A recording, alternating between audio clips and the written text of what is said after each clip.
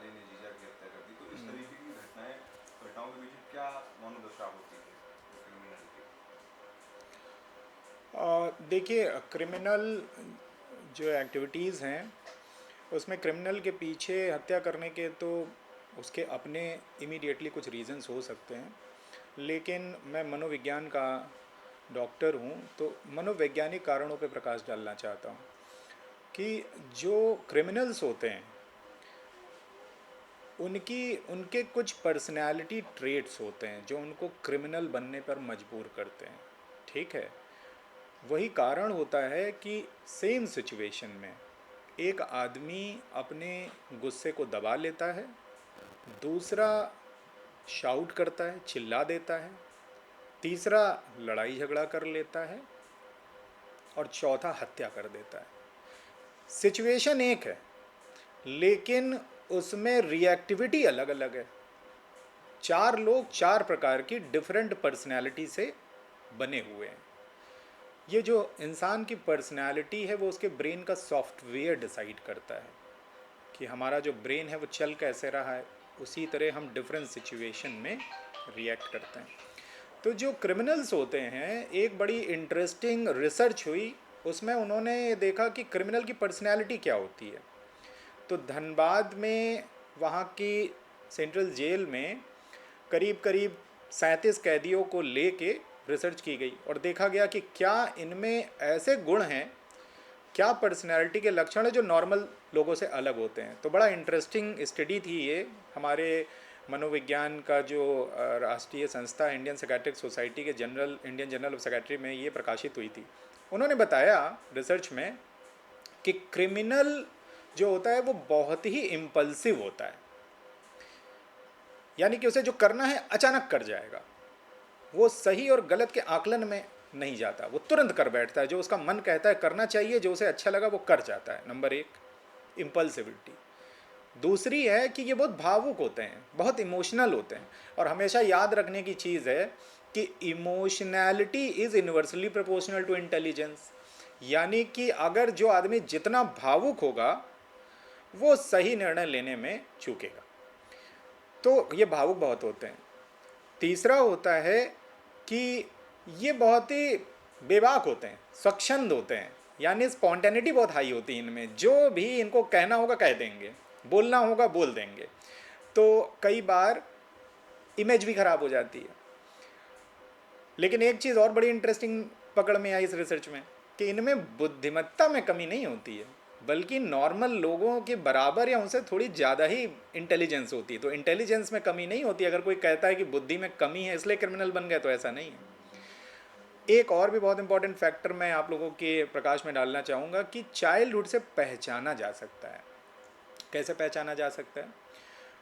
एक डिसऑर्डर हम लोग कहते हैं, बच्चे हमारे पास अक्सर आते हैं टीन एज के। तो किशोरावस्था के जो बच्चे आते हैं उनमें एक, हम लोग कहते हैं अपोजिशनल डिफायंट डिसऑर्डर, या कई बार हम लोग कहते हैं कॉन्डक्ट डिसऑर्डर।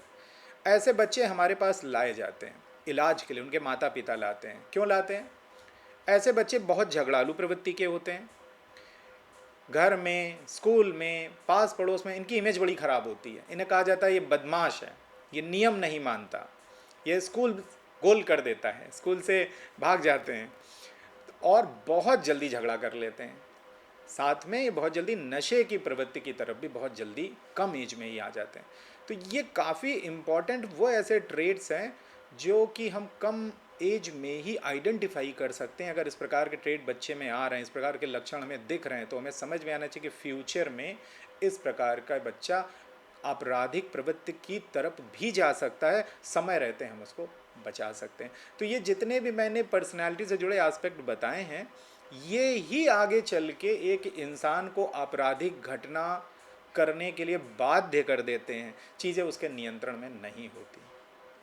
क्या करना चाहिए, मतलब क्या कदम उठाना चाहिए? देखिए, बहुत ही अच्छा प्रश्न है आपका, क्योंकि समस्या हम कितनी भी डिस्कशन कर लें, जब तक समाधान की बात नहीं करेंगे तब तक हमारा जो डिस्कशन है अधूरा है।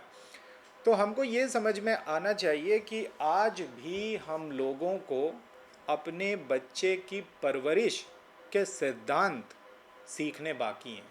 मैं ये उन लोगों के लिए नहीं कह रहा हूँ जो हम ये मान के चलते हैं कि हाँ ग्रामीण क्षेत्रों में है, शिक्षा की व्यवस्था बहुत अच्छी नहीं है, पेरेंटिंग बड़ी अच्छी नहीं है। शहरों के लोग भी, पढ़े लिखे माता पिता भी वही गलती करते हैं।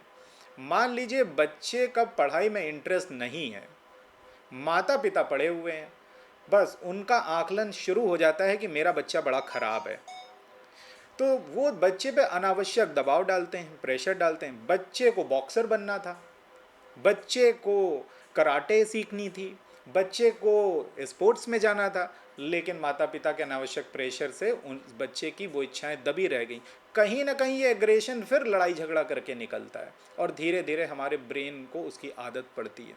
नंबर एक। नंबर दो, हमेशा याद रखने की बात है कि one of the common denominator behind almost all the criminal activities is addiction. जितने भी आपराधिक घटनाएं होती हैं, रेप की घटनाएं होती हैं, हत्याओं की घटनाएं होती हैं, नशे में होती हैं, अधिकांशतया देखा गया है। तो हमेशा याद रखना चाहिए कि नशा जो है उसका उपचार वक्त रहते करा लेना चाहिए। एक बहुत ही इम्पॉर्टेंट रिसर्च हुई है जिसमें ये पाया गया है कि अधिकांशतः आपराधिक घटनाओं के साथ किसी न किसी प्रकार के नशे का सेवन जुड़ा हुआ है, जिसमें कि अफीम सबसे प्रमुख है। जितनी भी विभत्स आपराधिक घटनाएं हत्याओं की होती हैं उसमें अफीम और शराब, ये दो नशे जो हैं वो बहुत इंपॉर्टेंट। तीसरा, बच्चों जो यंग एज के लोग हैं या यहाँ तक कि अपने युवावस्था के भी लोग हैं, अगर उनको हम फिजिकल एक्टिविटी में इन्वॉल्व करें, गेम खेलने बंद हो गए हैं, ठीक है, तो इसलिए उनका एग्रेशन नहीं निकल पाता, उनका अंदर की ऊर्जा नहीं निकल पाती है, तो फिर कैसे निकलेगी? लड़ाई झगड़ा करके निकलेगी, फिर उसकी आदत पड़ेगी और फिर वो आपराधिक प्रवृत्तियों में आएगा।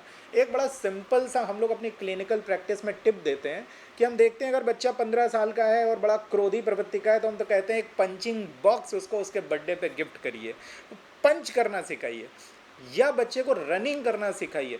तो क्या होता है कि बच्चे की जो ऊर्जा है, बच्चा आउटडोर गेम खेले, फुटबॉल खेले, बास्केटबॉल खेले, तो उससे उसकी ऊर्जा बाहर निकल सकती है। एक बहुत इम्पॉर्टेंट और भी जो टिप है वो ये है कि क्रोध को हम बहुत सारे तरीके से निकाल सकते हैं। जरूरी नहीं हम किसी को ऐसे पंच करेंगे तभी मेरा क्रोध निकले, हम बोल के भी निकाल सकते हैं, हम डांस करके निकाल सकते हैं, हम एक्सरसाइज करके निकाल सकते हैं, हम लिख के निकाल सकते हैं, हम कुछ वाद्य यंत्र बजा के निकाल सकते हैं। तो क्रोध को बहुत सारे तरीकों से निकाला जा सकता है। ये हमको, पेरेंट्स को, टीचर्स को अपने बच्चे को सिखाना है कि जब बेटा तुम्हें क्रोध आएगा तो इस क्रोध को अपने शरीर से, अपने माइंड से निकालोगे कैसे। कोका कोला की बॉटल को, सॉफ्ट ड्रिंक की बॉटल को हम ढक्कन अचानक झटके से भी खोल के निकाल सकते हैं जिसमें स्पिलेज हो जाता है, और या हम सॉफ्टली भी उसको पोर कर सकते हैं तो उसमें स्पिलेज नहीं होता। तो ये सिद्धांत कौन सिखाएगा? पहले तो पेरेंट्स खुद सीखें। आपके कार्यक्रम के माध्यम से मैं सारे अभिभावकों से अपील करना चाहता हूँ कि आप पहले खुद सीखें, फिर हम लोग अपने बच्चे को सिखा पाएंगे। तो हमें पेरेंटिंग के सिद्धांत सीखने चाहिए, अपने बच्चों की भावनाओं का सम्मान करना चाहिए, बच्चे से उसकी फिजिकल एनर्जी निकालने के तरीके सिखाने चाहिए, बच्चे को थोड़ा योग ध्यान की प्रैक्टिस करानी चाहिए, साथ में बच्चे बदलते परिवेश में बच्चों की इच्छाओं का सम्मान करना चाहिए। मुझे मोबाइल यूज़ करना नहीं पसंद है लेकिन मेरे बच्चे को बहुत पसंद है, सम्मान करिए उसकी इच्छा का, टाइम स्लॉट बनाइए उसके लिए, ठीक। तो इस प्रकार से हमें लगता है कि हम बच्चों की भावनाओं को नियंत्रित करना सिखा देंगे तो निश्चित तौर पर वो आगे चल के आपराधिक घटनाओं में नहीं फंसेगा।